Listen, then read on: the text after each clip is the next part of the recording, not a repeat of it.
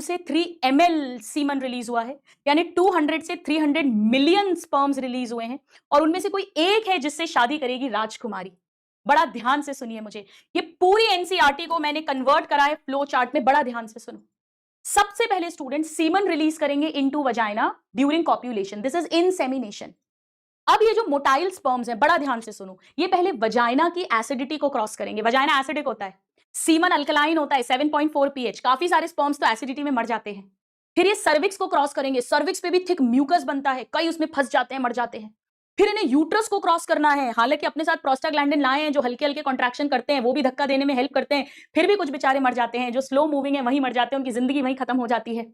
और उसके बाद भी मान लो राइट साइड में ओव्यूलेशन हुआ है और जो लेफ्ट में घूम गए, बेकार, वेस्ट, वो भी मर जाएंगे, वहां राजकुमारी है ही नहीं।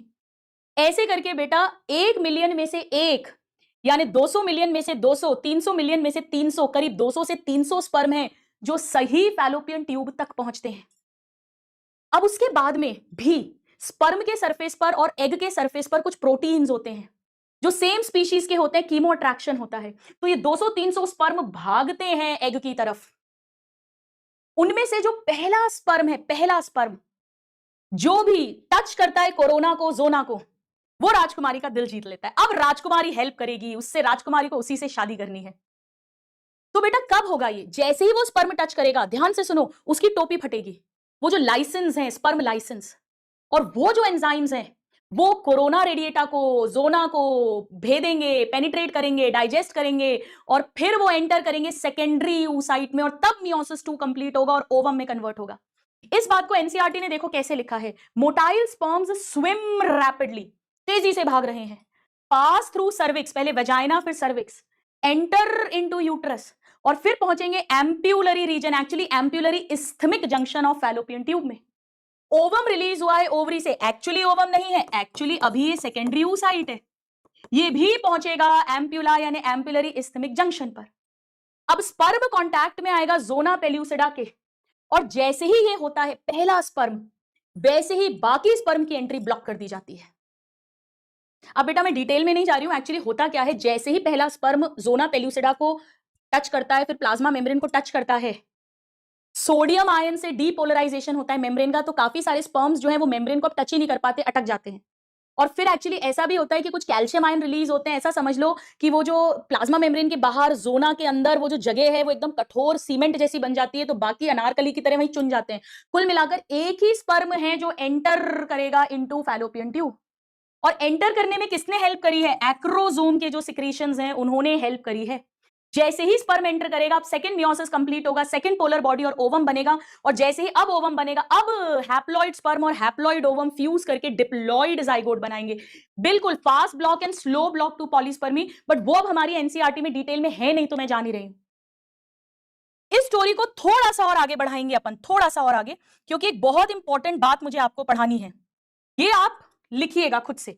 अब बड़ा ध्यान से सुनो मेरी बात, बहुत ज्यादा ध्यान से सुनना। सपोज करो अगर स्पर्म तो पहुंच जाए एम्पुलरी इस्थेमिक जंक्शन पे, पर ओवम नहीं पहुंचे, तो क्या फर्टिलाइजेशन होगा? या ओवम पहुंच जाए पर स्पर्म नहीं पहुंचे, कॉप्युलेशन ना हो, इंटरकोर्स ना हो उस समय पर, या जब कॉइटस हो रहा है उस समय ओव्यूलेशन ना हो, भाई शुरू के मेंस्ट्रुअल पीरियड, फॉलिकुलर पीरियड या लेट ल्यूटियल पीरियड, ओव्यूलेशन के 2-3 दिन के अंदर अंदर ही प्रेगनेंसी का चांस है, वरना 2 से 3 दिन में वो सेकेंडरी oocyte मर जाएगा। वो अनसेफ पीरियड है, वो फर्टाइल पीरियड है, उसी टाइम प्रेगनेंसी हो सकती है।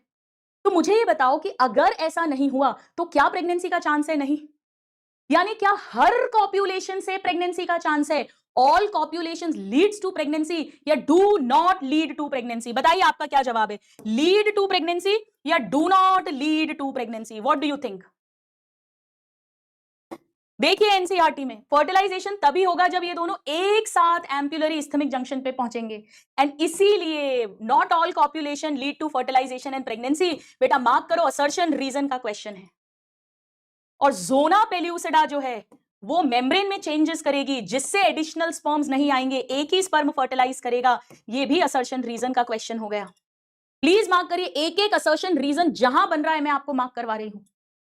देखो कितने सारे स्पर्म्स आने की कोशिश कर रहे हैं, एक्चुअली ये सेकेंडरी oocyte है। अभी बड़ा ध्यान से देखिए, ये कोरोना रेडिएटा के सेल्स हैं बेटा, ग्रैन्युलोसा सेल्स हैं कोरोना रेडिएटा।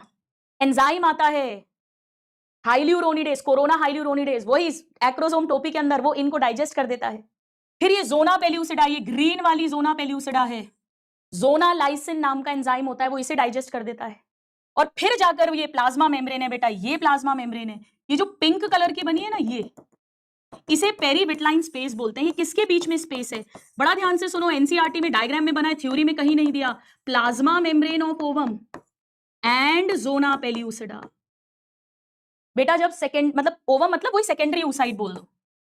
जब स्पर्म एंटर करेगा ना, पहला स्पर्म, मियोसिस 2 कंप्लीट होगा, ओवम बनेगा, सेकंड पोलर बॉडी बनेगी, वो यही पेरीविटलाइन स्पेस में फेंक दी जाती है और यही डीजनरेट हो जाती है, यही डीजनरेट होती है। एनसीईआरटी में ये बना है, इसलिए अपने को आना चाहिए।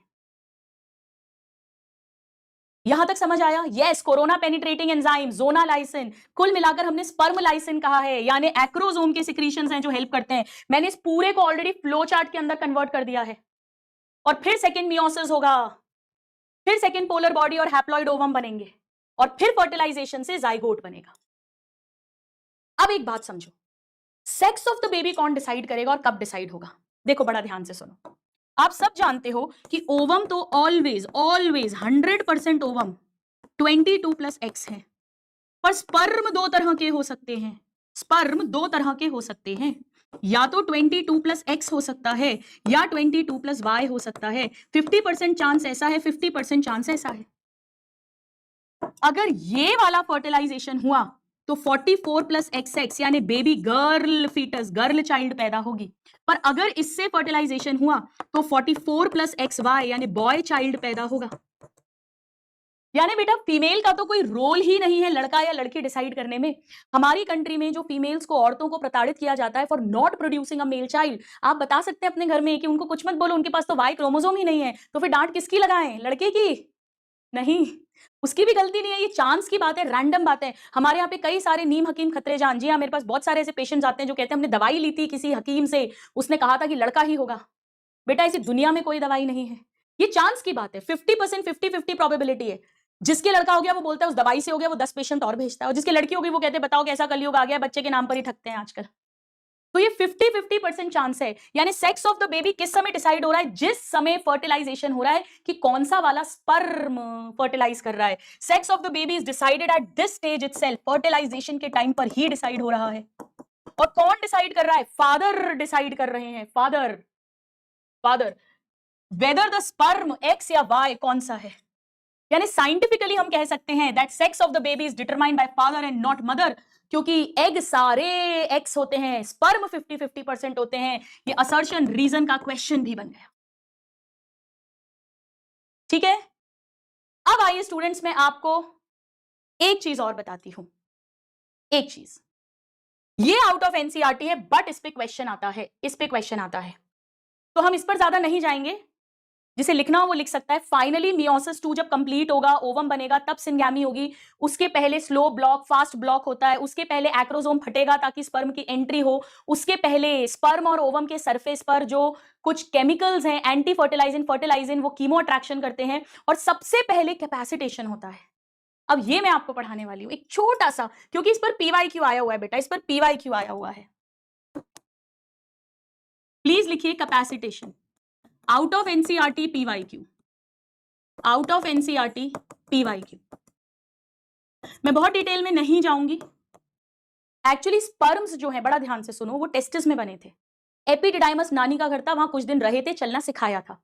अब वो सीमन में डिपॉजिट हो गया है, सीमन के अंदर स्पर्म्स आ गए हैं वेजाइना में, वेजाइना से सर्विक्स, सर्विक्स से यूट्रस। बेटा यहां क्या किया जाता है, कुछ चेंजेस करते हैं स्पर्म में। जैसे स्पर्म के अंदर कैल्शियम घुसता है ताकि जो थोड़े फास्ट स्लो मूविंग है वो भी फास्ट मूविंग हो जाए। ये फीमेल बॉडी के अंदर हो रहा है, फीमेल रिप्रोडक्टिव ट्रैक्ट के अंदर। ऐसे ही उसकी प्लाज्मा मेम्ब्रेन लूज कर दी जाती है, ढीली, ताकि वो इजीली फटे, ताकि फिर वो एक्रोसोम फटे और वो स्पर्म पेनिट्रेट कर सके जोना, कोरोना, सेकेंडरी oocyte को। तो ये सब कुछ चेंजेस आते हैं, मैच्योर किया जाता है स्पर्म को फीमेल बॉडी के अंदर, 6 से 7 घंटे लगते हैं। फिर वो सर्विक्स, यूट्रस क्रॉस करके फैलोपियन ट्यूब, फिर केमिकल अट्रैक्शन, फिर वो एक्रोसोम रिलीज होगा, उसके सिक्रीशन रिलीज होंगे, और फिर वो सब कथा कहानी होती है। तो ये क्वेश्चन प्रीवियस ईयर में आया हुआ है कि what is capacitation? This is physiological maturation of sperm. Question क्या पूछा था? In female reproductive tract. ये क्वेश्चन आया हुआ है स्टूडेंट्स कि कैपेसिटेशन कहाँ होता है स्पर्म का? स्पर्म को मैच्योर कर रहे हैं फीमेल बॉडी के अंदर। एक तो वो चलना सिखाया था एपिडिडाइमस, वो अलग बात है, और इसमें करीब 6 से 7 घंटे लगते हैं, 6 to 7 आवर्स। ये हमें एक आना चाहिए। ठीक है, जल्दी से नोट कर लीजिए।